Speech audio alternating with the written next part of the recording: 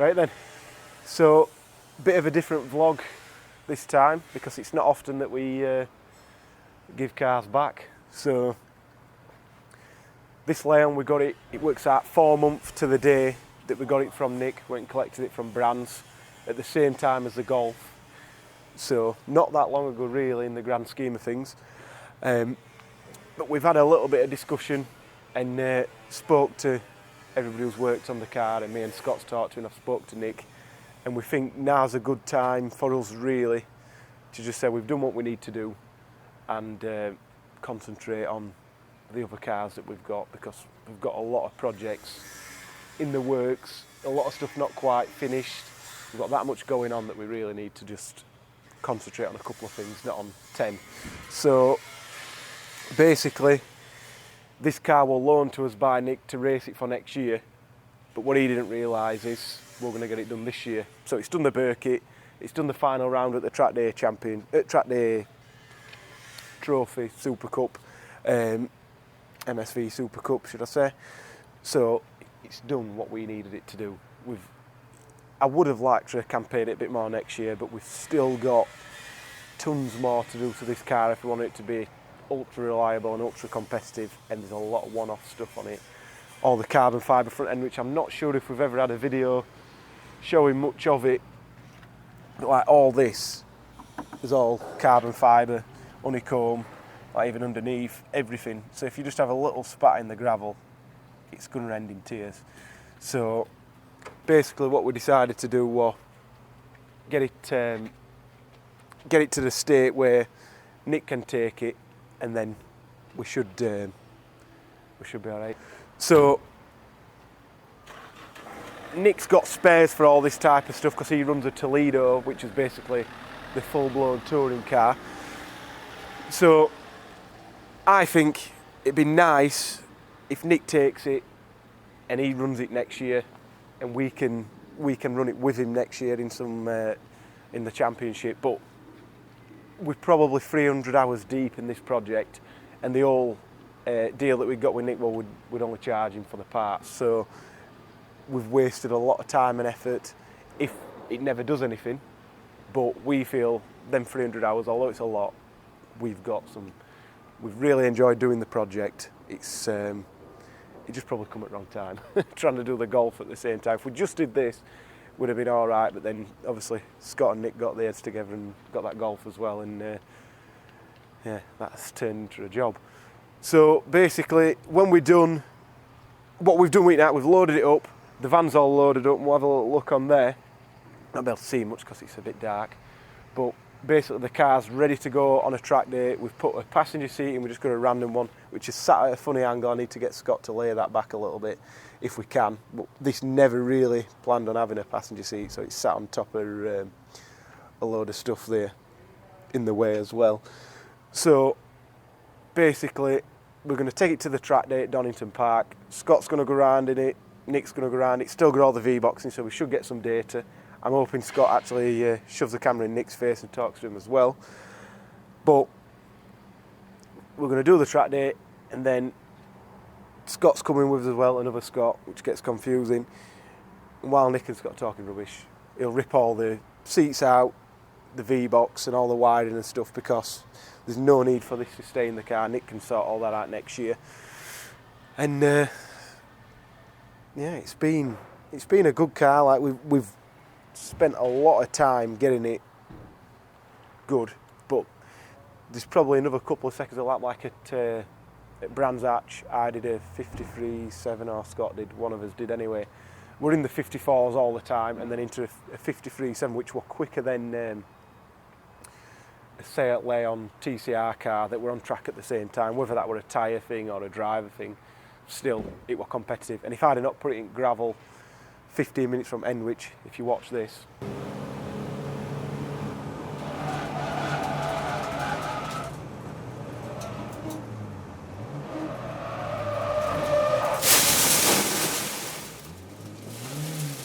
I don't think I really did anything too wrong. I got a little twitch on the way in, but it just seemed to the grip just seemed to disappear. So I'm not sure if we had like something like the rear shockers have got loads of travel at the minute. So whether they got a little bit hot and didn't give me the push that we needed. I'm not too sure, but there's a couple of seconds a lap can be shaved off this car very easily with some stiffer rear springs, get all the dampers set up properly, get the alignment set absolutely perfect. This will definitely do. In the summer, I'd be surprised if we stuck a bit more power in, because it's still not as powerful as it could be. If we stuck a little bit more power in, another 10 horsepower or so, if we couldn't get into the like low 50s, especially if we put it on slicks, definitely into the 40s at Brands Hatch, which is a very, very quick time, especially considering it's not like 350 horsepower. It would be really good. So this is going. Everything should look the same. The wheels, we've had to put these on so it actually fits on the trailer, just some skinnier wheels, which that made it lower, which meant we had to take the bumper off, which were a bit of a pain. If we go around the other side, it'd be a bit easier. So when they get to the track tomorrow, they're going to have a bit of work to get it sorted.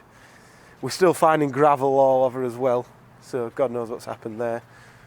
But the van is sort of stripped back, there's a few empty spaces, but that's as far as that goes. Danny outside didn't open it. Bumper, that's obviously to go on. There's, I think, 6 or 7 wheels kicking about there, all the spare brakes and alignment stuff, random stuff, and then bottom arms and all that. So there's 3 boxes of spares that we're giving back to Nick as well, that we've organised and sorted and built up.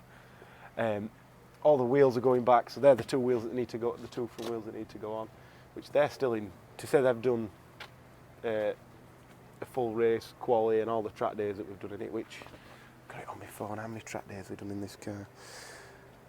Yeah, so the first one, that were only less than 2 months after we got it done into GP when we blew the engine. That were a fairly good day, did a lot of running on that. Then we've done a Silverstone GP day, which had no but grief with oil cooler, that's why it got that. Then we did a Donington Park track day, which I think we had some engine trouble again that time that we managed to rectify. And then Oulton Park test day, which we didn't do too much with that.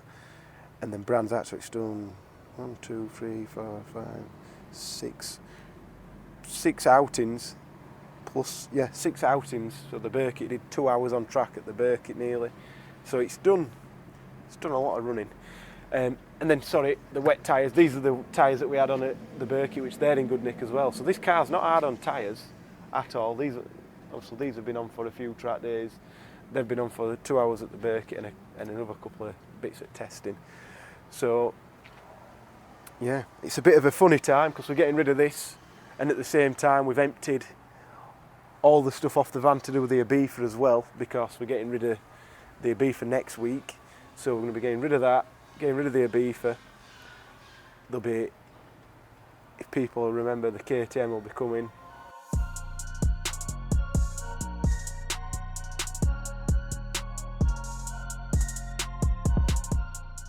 Then it's really now, we're in a time where we need to start getting rid of some stuff and getting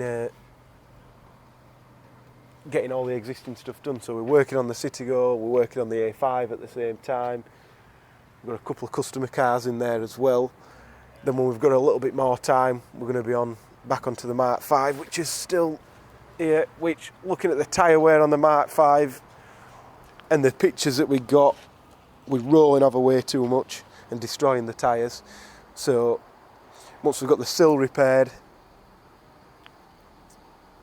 and there's a couple of bits to do on the engine and the suspension, this is getting stripped down, getting worked on, but separate video for all that stuff. So all in all, a bit of a sad day to be getting rid of the car. Hopefully Nick's happy that he gets it back, and it's in a much better position than when he got it, and it's race ready for him really. So he could literally park this up over winter, dust it off in I think it's April, and bring it to Donington Park again and not have to do anything with it. Probably be able to run these tyres and everything as well. So I'm hoping that's what he wants to do. I don't think he's the best driver, but we'll see how the footage goes.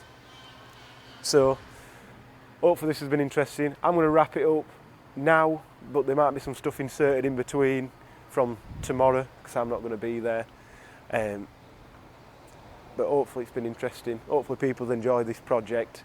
I would have liked to campaign it next year, like we said earlier, but if we're going to do any more projects, they need to be a little bit more relevant to what we can push towards customers as well. So thank you for watching, and hopefully this year's racing escapades have been interesting.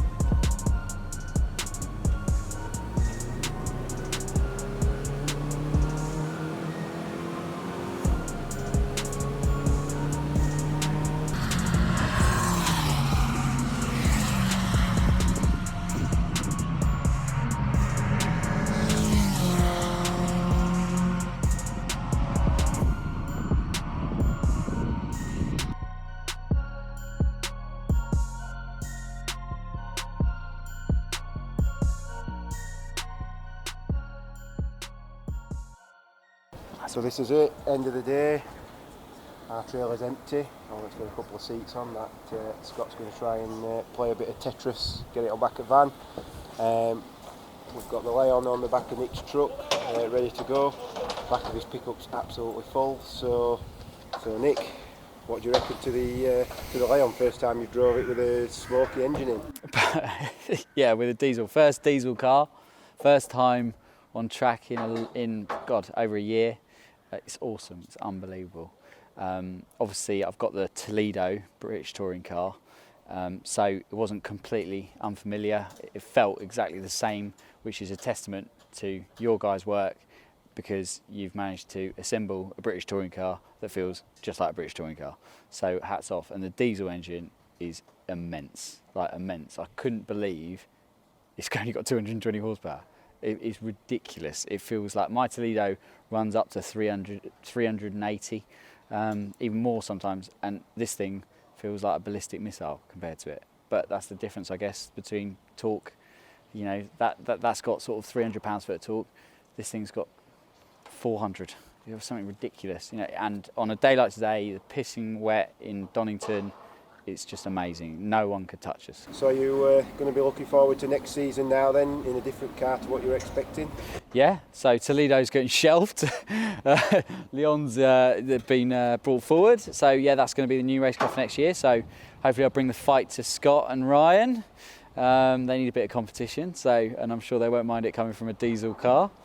Yeah, got to get my lap times down. But certainly the car to do it in, and it's more than capable, as demonstrated by the boys at Brands last time out. Except Ryan in gravel.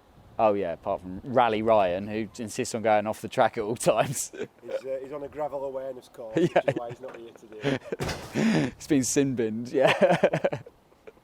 But yeah, the car's awesome. The work on it is spot on. I can't fault it. Yeah, I don't know shit about diesels. All this starting out. What's a glow plug? What's all that about? Just give it a few seconds. You need to know the technical side of it. But honestly, unbelievable. Everyone should have a diesel. Yeah, lastly, I just want to say thanks to everyone at Darkside. We met at the beginning of the year and talked about this project, and I did not believe on the time when they said they'd get it ready for Birkett, and they did it. They built a complete car and smashed Birkett. Like, would have won it if it wasn't for like 10 seconds or something ridiculous. A testament to them, all the guys in the workshop. It's not just Ryan and Scott, it's the full team behind them. It's so professional, they're really, really nice, down to earth guys. So just awesome, love it. Looking forward to many more seasons racing with them. Thank you very much.